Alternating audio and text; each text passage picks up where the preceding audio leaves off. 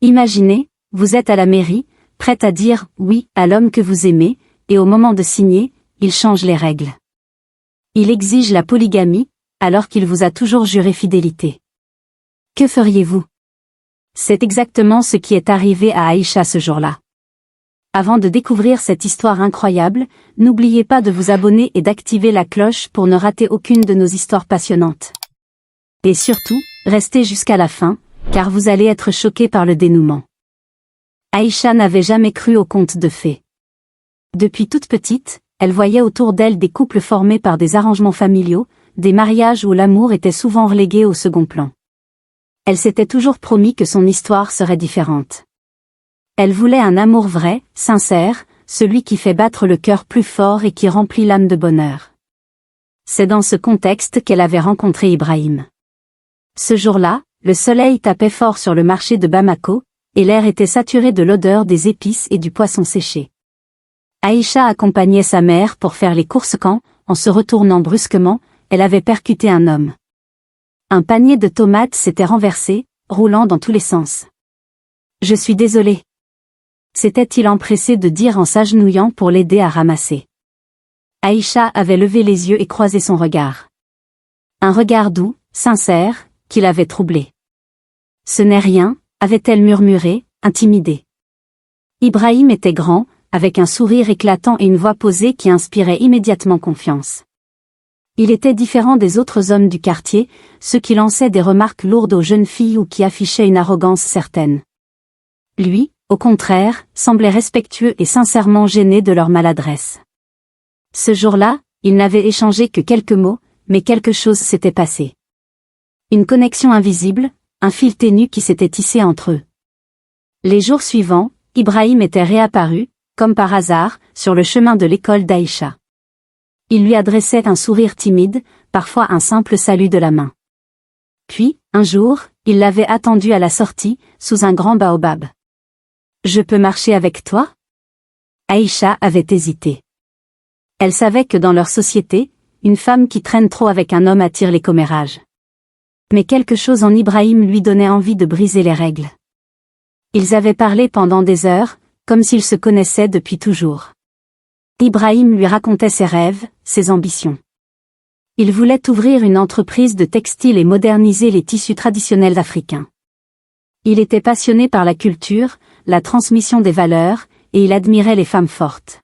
« J'ai toujours pensé que le mariage devait être un partenariat », avait-il confié un soir, assis à côté d'elle sur un banc. Un homme et une femme doivent s'épauler, se respecter, et surtout, être fidèles l'un à l'autre. Aïcha avait souri, touchée par ces paroles. Elle avait toujours redouté la polygamie, cette pratique encore répandue dans leur communauté. Beaucoup de ses amis avaient dû accepter d'être coépouses à contre-séhur. Mais avec Ibrahim, tout semblait différent.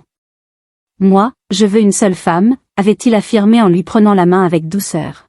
« Une femme que j'aimerai toute ma vie. » Ces mots étaient gravés dans son cœur. C'était cette promesse qui l'avait convaincu qu'Ibrahim était l'homme de sa vie. Leur relation s'était construite sur la confiance et le respect. Ils riaient ensemble, partageaient les mêmes valeurs et la même vision de l'avenir. Quand il était venu demander sa main, ses parents avaient accepté sans hésiter, ravis du sérieux du jeune homme. Pendant des mois, Aïcha s'était projetée dans leur futur. Un mariage en toute simplicité, un foyer empli d'amour et de tendresse. Elle s'imaginait déjà mère, élevant leurs enfants avec Ibrahim, dans un environnement où l'amour primerait sur les traditions oppressantes. Elle ne se doutait pas que, quelques heures avant de signer l'acte de mariage, tout ce rêve allait s'écrouler d'un coup. Le jour tant attendu était enfin arrivé. Depuis l'aube, la maison d'Aïcha était en effervescence. Ses tantes s'affairaient à ajuster son voile, sa mère veillait à ce que chaque détail soit parfait, et ses amis chuchotaient en la regardant avec admiration. Elle était magnifique dans sa robe blanche ornée de perles. Mais plus que sa beauté, c'était son cœur qui débordait d'émotion. « Ma fille, aujourd'hui, tu deviens une femme », lui murmura sa mère en arrangeant un dernier pli sur sa robe. Aïcha sourit, serrant les mains de sa mère. Son cœur battait fort, pas d'inquiétude, mais d'excitation. Dans quelques heures, elle serait l'épouse d'Ibrahim, l'homme qui lui avait juré fidélité et amour exclusif. Le cortège arriva devant la mairie dans une ambiance festive. Les chants et les you-you retentissaient, mêlés au battement des tam-tams. Ibrahim attendait déjà devant l'entrée, vêtu d'un élégant boubou blanc brodé. Lorsqu'il posa les yeux sur Aïcha, il sourit, mais elle remarqua une lueur étrange dans son regard. Une nervosité qu'elle ne lui connaissait pas. Ils entrèrent dans la salle où l'officier de l'état civil les attendait, les papiers de mariage posés sur la table. Les invités s'installèrent, impatients de voir les deux amoureux s'unir officiellement. Aïcha sentit la main d'Ibrahim serrer la sienne, mais elle remarqua qu'il tremblait légèrement. L'officier commença la lecture de l'acte de mariage. Tout se déroulait normalement jusqu'à ce qu'il arrive au passage sur le régime matrimonial. Monsieur Ibrahim Traoré, souhaitez-vous contracter ce mariage sous le régime de la monogamie ou de la polygamie? Aïcha tourna la tête vers lui, attendant la réponse qu'ils avaient toujours convenue ensemble. La monogamie, bien sûr. C'était une évidence. Mais au lieu d'affirmer clairement son choix, Ibrahim prit une inspiration profonde, et d'une voix posée, déclara. Sous le régime de la polygamie. Un silence de mort s'abattit sur la salle. Aïcha sentit le sol se dérober sous ses pieds. Elle crut avoir mal entendu. Ses doigts se crispèrent autour du tissu de sa robe. Pardon? Ibrahim évita son regard, fixant obstinément le papier devant lui. Je choisis la polygamie, répéta-t-il d'une voix plus ferme. Un murmure agité parcourut la salle. Les invités échangèrent des regards perplexes, certains choqués, d'autres amusés. Aïcha, elle, sentit un mélange de colère et de douleur l'envahir. Ibrahim, c'est une blague, demanda-t-elle, la gorge serrée. Il leva enfin les yeux vers elle, mais au lieu de l'amour et de la complicité qu'elle y trouvait d'habitude, elle y lut une résolution froide. Ce n'est pas une blague, Aïcha. J'ai réfléchi. Un homme doit bâtir une grande famille. La polygamie est une richesse. Aïcha sentit son cœur exploser. Réfléchis. Tu m'as menti pendant toutes ces années. Tu m'as juré que tu ne voulais que moi. Elle se leva brusquement, faisant crisser sa chaise sur le sol. Ses mains tremblaient, son souffle était court. Elle regarda autour d'elle, cherchant du soutien, mais au lieu de cela, elle vit les visages de ses parents, figés dans une expression neutre, comme s'ils s'y attendaient. Son père prit la parole, calmement.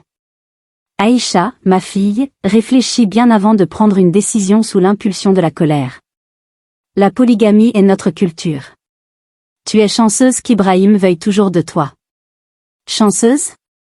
Répéta-t-elle, incrédule. Son oncle renchérit. Tu es une femme, Aïcha. Ce n'est pas facile de trouver un mari aujourd'hui. Accepte. Aïcha tourna un regard implorant vers sa mère, espérant au moins une once de réconfort. Mais celle-ci, les yeux baissés, murmura. Tu risques de regretter si tu pars? Son sang bouillonnait. Comment pouvaient-ils tous cautionner une telle trahison? Comment osaient-ils la forcer à accepter un mariage basé sur le mensonge et la manipulation? Elle planta son regard brûlant dans celui d'Ibrahim et lâcha, d'une voix ferme. Je refuse. Un frisson parcourut la salle. Ibrahim la fixa, comme s'il ne réalisait pas ce qu'il venait d'entendre. Aïcha, ne fais pas ça. Je t'aime. Non, Ibrahim. Si tu m'aimais, tu n'aurais jamais eu besoin de me mentir. Elle défit lentement son voile, le posa sur la table, et sans un mot de plus, tourna les talons sous les regards stupéfaits. Ce mariage n'aurait pas lieu. Et elle comptait bien prouver à tous qu'une femme pouvait choisir son propre destin. Aïcha avançait d'un pas rapide, les battements de son cœur résonnant dans ses tempes. Elle voulait fuir cet endroit, fuir cette trahison, fuir ces regards lourds de jugement. Mais à peine avait-elle franchi la porte de la mairie que des mains l'agrippèrent fermement. Où crois-tu aller comme ça? Lança son père d'une voix grave. Aïcha releva la tête, son regard croisant celui de son père, puis de son oncle, de ses tantes. Tous étaient là, formant une barrière entre elle et la liberté. Derrière elle, la foule des invités s'était rapprochée, chuchotant avec effarement. Papa, laisse-moi partir. Je refuse ce mariage. Son père serra les dents, son visage marqué par une colère contenue. Aïcha, tu veux nous faire honte? Tout le monde est là, venu célébrer ton union, et toi, tu te comportes comme une enfant gâtée? Ce n'est pas moi qui ai trahi un engagement. Explosa-t-elle. Il m'a menti, papa. Il m'a promis qu'il ne voulait que moi. Son oncle soupira lourdement, secouant la tête. Ma nièce, tu réfléchis comme une fille moderne, influencée par les idées des étrangers. Mais ici, une femme n'impose pas ses conditions. La polygamie est une bénédiction. Sa tante s'approcha, sa voix plus douce, mais insidieuse. Aïcha, ma fille. Ibrahim est un bon parti. Il est respecté, il est aisé. Il ne te maltraite pas, il veut juste élargir sa famille. En quoi cela te fait-il du mal? En quoi? S'étrangla-t-elle. Il m'a menti pendant des années. Il a attendu le dernier moment pour me piéger, pensant que je serais trop faible pour refuser devant tout le monde. Sa mère s'approcha à son tour, les yeux pleins de larmes. Aïcha, réfléchis. Tu n'es plus si jeune. Si tu pars aujourd'hui, qui te prendra encore? Les hommes ne veulent pas d'une femme qui fait des histoires. Si c'est le prix à payer pour ma dignité, alors tant pis. Un murmure choqué parcourut l'assemblée. Son père pointa un doigt accusateur vers elle. Tu oses nous défier? Aïcha sentit sa gorge se serrer. Elle voyait le mépris dans certains regards, la déception dans d'autres. Tout son entourage, même ceux qu'elle aimait, semblait s'être ligué contre elle. Ibrahim s'avança, jouant la carte de la raison. Aïcha, je t'aime. C'est toi que j'ai choisi pour être ma première femme. La plus importante. Elle le regarda, le cœur serré. Si j'accepte aujourd'hui, je me trahirai moi-même, Ibrahim. Je vivrai chaque jour avec cette douleur, ce mensonge que tu m'as imposé. Il inspira profondément. Alors tu choisis d'être seule? Elle marqua un temps, sentant le poids du regard de tous. Puis, d'une voix claire et assurée, elle répondit. Non. Je choisis d'être libre. Un silence s'abattit. Puis, lentement, elle recula, brisant définitivement les chaînes qu'on essayait de lui passer autour du cou. Elle tourna les talons et partit, sans se retourner. Mais cette histoire était loin d'être terminée. Aïcha marcha d'un pas rapide, le cœur battant, les oreilles bourdonnantes des murmures indignés derrière elle. Chaque pas qu'elle posait sur le sol sonnait comme une affirmation de sa liberté, mais aussi du vide qui l'attendait. Elle venait de renoncer à tout ce qu'elle avait construit avec Ibrahim. Au rêve. À l'avenir qu'elle avait imaginé. Mais à quel prix aurait-elle accepté de rester? Arrivée au portail de la mairie, elle s'arrêta un instant, le souffle court. Un mélange de colère, de douleur et de soulagement la traversait. Elle se retourna une dernière fois. À travers la foule qui la fixait comme une étrangère, elle croisa le regard d'Ibrahim. Il n'avait pas bougé. Son visage n'exprimait plus ni amour, ni regret. Juste de l'orgueil blessé. Il détourna les yeux. Il ne l'avait jamais vraiment aimée. Soudain, une main attrapa son bras. Aïcha. Elle se retourna brusquement. C'était Fanta, sa meilleure amie, essoufflée, les yeux brillants d'admiration. Tu l'as fait. Tu as osé. Aïcha sentit un frisson parcourir son échine. Elle avait osé, oui. Mais à quel prix? Viens, on part d'ici, murmura Fanta. Elles montèrent dans la voiture de Fanta, et alors qu'elle s'éloignait, Aïcha sentit une larme couler sur sa joue. Était-ce du chagrin? Du soulagement? Probablement un mélange des deux. Les jours suivants furent un tourbillon d'émotions. Son père ne lui adressa plus la parole. Sa mère pleura souvent en silence, lui répétant qu'elle venait de gâcher sa vie. Des tantes et cousines lui envoyèrent des messages, tantôt pour la convaincre de revenir, tantôt pour la condamner. Tu finiras seule, Aïcha. Qui voudra encore d'une femme comme toi? Mais quelque chose de nouveau grandissait en elle, une force qu'elle ne se connaissait pas. Elle avait perdu un homme, mais elle s'était retrouvée. Refusant de céder à la pression, elle se concentra sur son travail. Elle était architecte, et son talent ne dépendait d'aucun mari. Rapidement, elle se fit un nom et reçut une opportunité inespérée, une proposition de collaboration avec une grande firme à Dakar. Le jour où elle fit ses valises, son père, qui l'ignorait depuis des semaines, la fixa longuement. Alors, tu pars? Oui, papa. Un long silence s'installa. Puis il détourna le regard et lança. Fais ce que tu veux. C'était loin d'être une bénédiction, mais pour Aïcha, c'était suffisant. 2 ans plus tard, Aïcha revint au pays. Elle n'était plus la jeune femme qu'on pressait au mariage. Elle était indépendante, respectée, et surtout, elle n'avait jamais regretté son choix. Lorsqu'elle arriva au village pour rendre visite à sa famille, tout le monde la regarda avec étonnement. Elle n'était pas une femme brisée, comme il l'avait prédit. Elle était plus forte que jamais. Un soir, alors qu'elle se promenait sur la place du marché, elle croisa une silhouette familière. Ibrahim. Il n'avait pas changé. Toujours aussi beau, toujours aussi fier. Mais il y avait quelque chose de différent dans son regard. Une lueur d'incertitude. Aïcha. Elle sourit doucement. Ibrahim. Un silence pesant s'installa. J'ai fait une erreur, avoua-t-il enfin. Elle haussa un sourcil. Laquelle? De m'avoir menti ou de m'avoir sous-estimé? Il baissa les yeux. J'ai cru que tu reviendrais. Aïcha inspira profondément.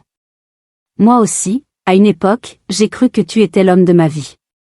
Elle laissa planer un silence, puis ajouta, avec un sourire. Heureusement, j'avais tort. Et sans un regard en arrière, elle tourna les talons, laissant derrière elle un passé qu'elle ne regrettait plus. Merci d'avoir regardé cette histoire jusqu'à la fin. Si elle vous a touché, n'oubliez pas de laisser un like et de vous abonner pour ne pas manquer les prochaines histoires captivantes. Et surtout, dites-moi en commentaire, à la place d'Aïcha, auriez-vous eu le courage de dire non? J'ai hâte de lire vos avis. À très bientôt pour une nouvelle histoire.